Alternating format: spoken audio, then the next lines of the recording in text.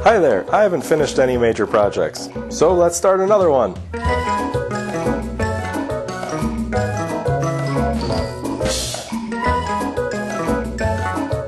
I've mentioned this book before, as the Build Your Own Metalworking Shop from Scrap collection by David Gingery. I said Gingery.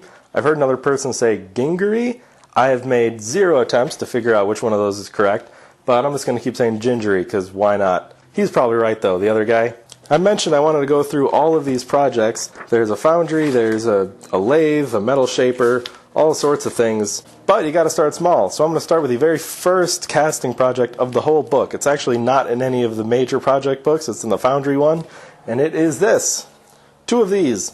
They're called core plates. It's a specific size, cut with draft on all the edges because sand casting patterns. I don't know what they're for making cores, I assume. And I don't really know where they're used in the future book. But it's the first project, and I'm going to start at number 1 and work through the rest of them. Here's sort of the instructions on how he wants them set up, and gated, just a simple gate like this with a hole down the middle. I'm going to do it a little more overly complicated than that because I'm me. The molten metal will have to go down. It'll kind of fall in this, fill up this channel. This will be like a trap as the aluminum rushes in, kind of trap any sand maybe, and then it'll have to overflow, go up, and then pour over into these molds, and then this will be here. So so that way I'll have like a riser to feed metal in as it solidifies. Slightly more complicated, but that's what I do. I also got this. This was sent to me by a friend. You may have seen him before, Chirpy's Tinkerings, in the comments. He's got a channel in my related comments thing. He does a lot of casting videos. He sent me this. He had a bunch of extras, and he was kind enough to let me have one he didn't want to use. So we're going to give this a shot. Here's some more patterns for the next project. We're going to worry about those later. The white paper is more to facilitate you seeing what I'm doing, because bare wood on top of bare wood kind of doesn't show up on camera. You should probably see if it screws up the paper. No, it doesn't. Okay. Oh, now I got sand up here. Stupid. And a tip given to me by someone, I think maybe World Traveler, something like that.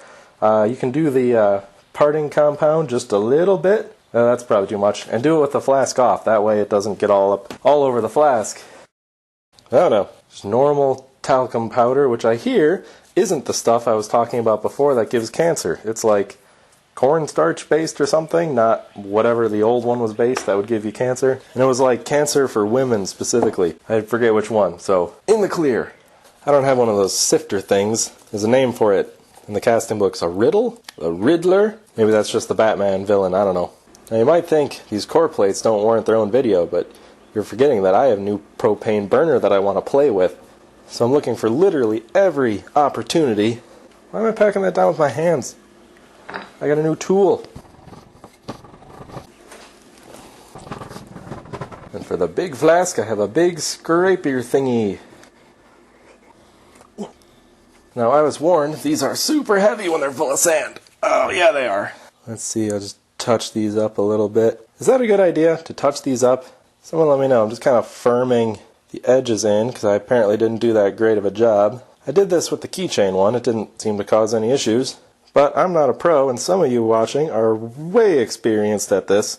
Back to this. Every time I set that bottle down, there's like a cloud. So glad someone told me this isn't the stuff that gives you cancer. Can you imagine? From what I was reading, some of the old foundry men used to use like powdered silica, like sand, super duper fine sand. And that's just asking for silicosis. It's like a lung disease where your lungs are full of silica sand and your body can't get rid of it, so basically you get a whole bunch of scar tissue, and it is a world of nope.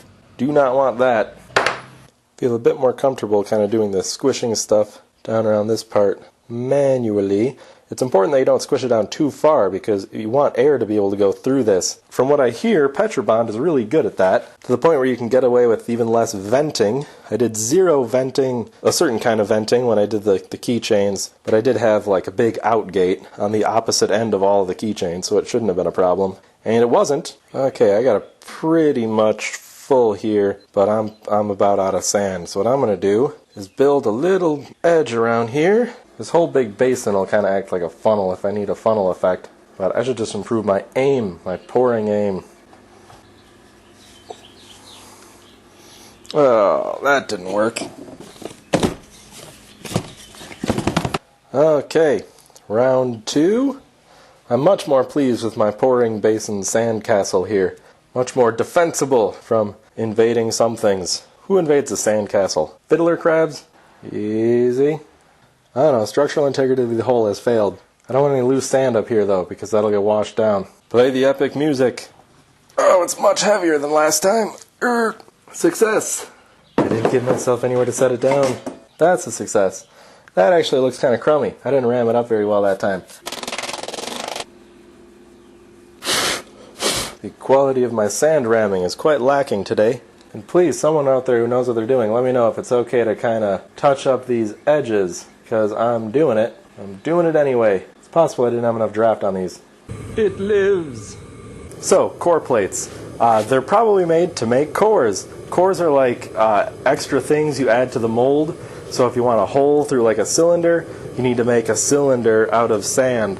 And that's called a core. These are flat, so I think they're flat, straight cores. I've seen those before too. Generally, cores are made out of a different kind of sand than the rest of it. So the normal kind of sand, it's soft, you ram it together, it sticks. But cores, there's usually some way to harden them. One of the popular ones, I think, is sodium silicate and something else. And you mix in, and when it comes in contact with carbon dioxide, it hardens the stuff so that it can hold up its own weight. I also made this. This is a little packet, so it's aluminum foil, and inside this is washing soda from the store. Not baking soda, washing soda. And that's used as a degasser. I also put the flux in here. I use light salt, like Morton light salt, which is a mix of sodium chloride and potassium chloride, I think. It's not the best way to remove the hydrogen, but it's probably the safest because there's no chlorine gas, and you don't need a tank of like CO2 or something and a thing to bubble up through.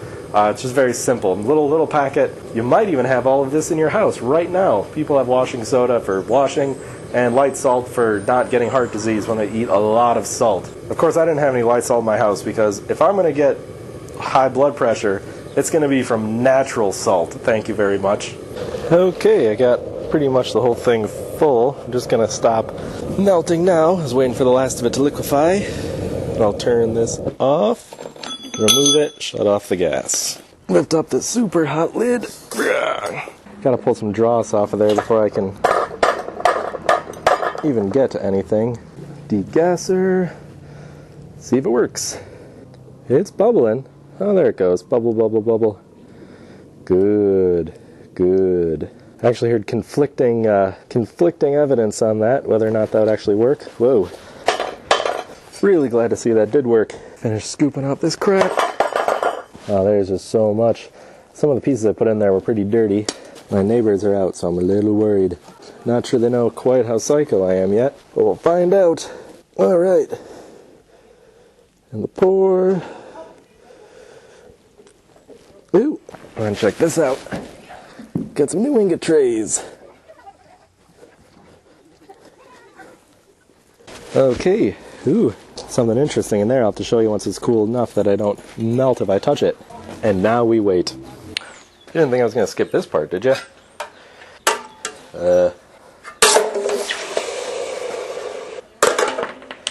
Whoops.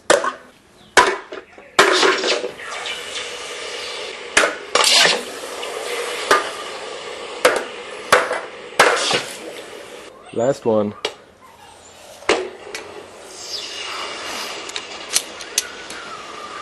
Many hours later. Look at this. Big old holes in the bottom. So this is the first time I use this, and I don't know what kind of coating they had on it, but it did release a little bit of smoke, and I think since these are primarily on the bottom, it might just be a result of pouring into a fresh ingot tray. The reason I bring it up is because burner settings on a propane burner can affect the aluminum. If you're on a rich or lean, you know, if you're on a lean, that means there's too much oxygen, you can get a lot of dross, which I had, a lot of dross. If you're on it rich, you can get extra unburned fuel, and it's hydrocarbons, and hydro means hydrogen, and hydrogen dissolves into aluminum and gives you porosity. So this was kind of a test. It's another reason why I did the core plates, because those are simple, and I wouldn't cry too hard if they were ruined. Also, that metal had some impurities in it, because I didn't have the scrap completely clean. I didn't film the scrap going in, because there were just tiny pieces from like motors, like cast aluminum motors that I was just throwing in, and they just go plunk. and you wouldn't see them, so I didn't film it. And I couldn't get a camera angle to look into the melting crucible where the camera also wouldn't melt. Nervous, nervous. Epic music time, if I have any. Come on, me in the future. Look it up. You know where to find it. Oh, and it collapsed. You know what? I got the perfect tool for this. I'll be right back. Ta-da! It's my old archaeology trowel. It is a Marshalltown 45-5 with a wood handle. The wood handle ones, this is forged from a single piece. The rubber handled comfort grip, this is spot welded. These break right off. This isn't archaeology though, so you can probably get either one. Check it out, good and smooth. This is actually a masonry trowel, I think. But archaeologists love them, and I have it sharpened. Not like cutting sharp, but fairly sharp. These back edges are more cutting sharp. Those are to deal with roots, but I'll probably never use it for that again. Archaeology, I mean. I'll use it for roots. I use it for gardening. On that note, this is not my old trowel that I took on digs with school or work. This is one I bought later because I was using that one for gardening and threw it out with a bin of yard waste. So, you know, that bummed me out. Just like carving a cake. And this is because unlike water-based sand, Petrobond oil-based sand actually burns. And now we shall reveal the casting. Covered in black sand. There it is. Well, it's a rectangle, so that's a plus. See what I mean about burning? Look at that. That's hard and black, and if I try to squeeze it, it will crumble. Alright, let's get all this junk off of here and see what we got. Alright, couple good, couple bad things. Good thing number one, that looks like a nice big flat plate. The bottom was more carefully rammed. The top had some bumps, because remember I didn't ram the sand down very good, so there were some gaps. I was kind of wondering if it would be able to like go in and fill up. Turns out the answer is yes. Yes it can, but I can grind that down. Another bad thing, the other plate didn't quite pour in all the way there. I didn't do something called keeping it choked, or whatever it's called, where you try to keep the... See, where did I pour it in? I poured it in here. I didn't keep it full to the top. I was pouring a little off to the side, and I didn't realize until the last second, and I shifted. So this probably solidified before it pushed there. Also, this in gate is kind of far from here. So it may have cooled as it was going through the sand and didn't make it all the way here. So put that in the middle, like David Gingery / Gingery wanted you to. Success, fail, and, learning. This is like the best kind of failure, too. Because this was a failure, and I did some learning based on gate placement and all that. But then this one is a success, so I still have a finished product I can keep, and a failure I can learn from. Hooray! I mean, just look at that finish. So pretty. Top's not so pretty. Top's ugly. Top needs some acne cream, I think. Or a date with a grinder or something. This Petrobond stuff is glorious. Final point. Final 2 points. Some number of points. Not going to grind this all down just yet. I think there's a process by which I need to flatten them perfectly, perhaps. And that's buried somewhere in the book, and I just don't have the tools for that.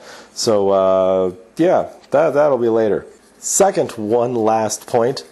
There must have been little bearings or something. This is the little bit out of the bottom of the crucible, the little thin part that after it cools, it just kind of pulls right out.